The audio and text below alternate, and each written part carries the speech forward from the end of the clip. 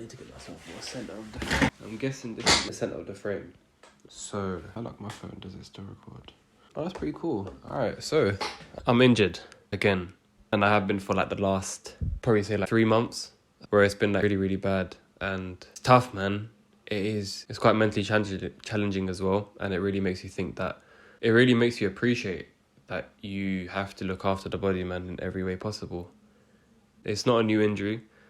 It basically started a long, long time ago when I first started deadlifting. And it just sucked because it's like after a while, if your mobility isn't good for certain, I guess, lifting practices and things like that, and you obviously push yourself a bit too much, things can happen. No doubt about that. It's my mistake and I take full ownership of that. Of course. Why, who else's fault would it be? But yeah, so I think what I'm going to do is make a series of what I'm planning to do, because I know I'm not the only person that's ever had this before.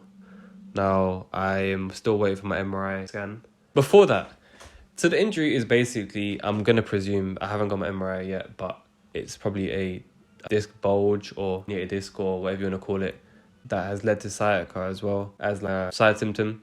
So I can't really use one of my legs properly at the moment. So I'm camping and things is just not very good at the moment. I think what I'm going to do, I'm going to have a series where I go through the process because it's relatable.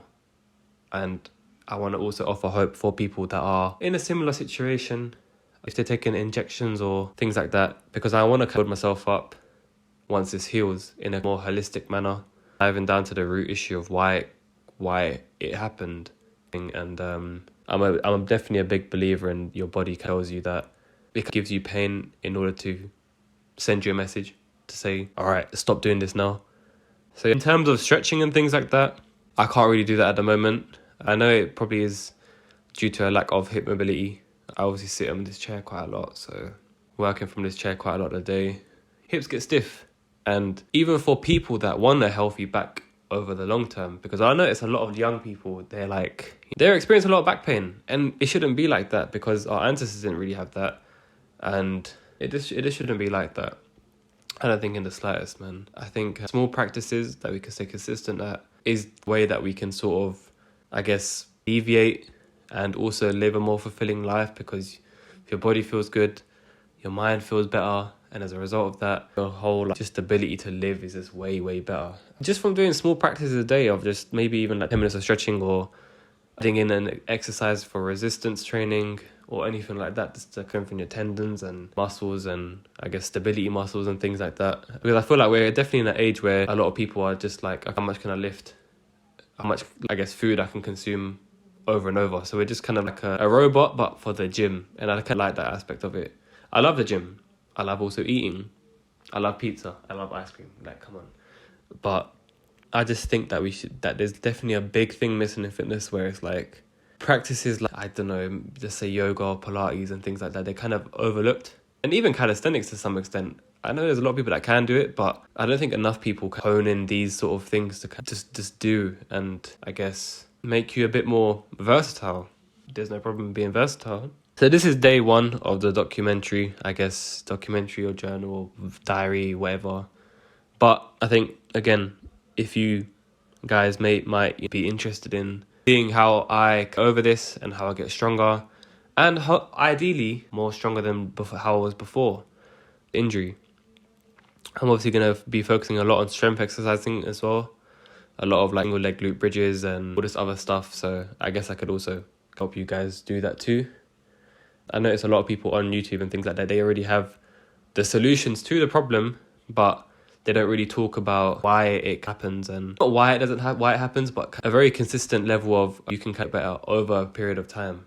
I'm not saying that it's going to be an instant fix, of course not. It might even take a year to even feel better, but I think it'll be very useful in showing people that they really can do it if they stick consistently to it. I didn't really plan this video, just kind of waffling on a lot. So bear with me on that one. But in a nutshell, I'm guessing I got this injury. I feel like typically most back injuries happen from a lack of core stabilization. And when I say core, I don't mean six pack, the actual core. Google what a core is or what the core is, because it includes like from transverse abdominis and all these other funky terms to like glutes and stuff. So it's all a chain, and I think even to the point where it goes from even like toes, because it's like a chain, right?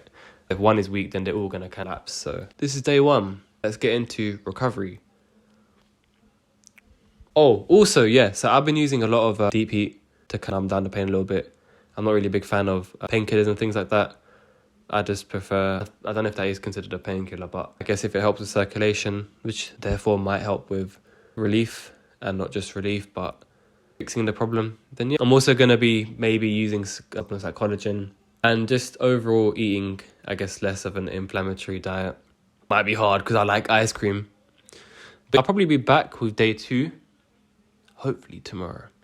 I'm going to slowly make these videos better by editing more and more. But like I said in my previous videos, which are like gaming videos, I'm just going to be consistent for now. And then once I can get over this consistency, then I can actually say to myself, let me just upgrade the videos a bit more. So right now, these are going to be raw, slightly edited, just to the point where I'm like talking. So you guys aren't interested in that. Thank you for watching day 1. We'll be back again with day 2.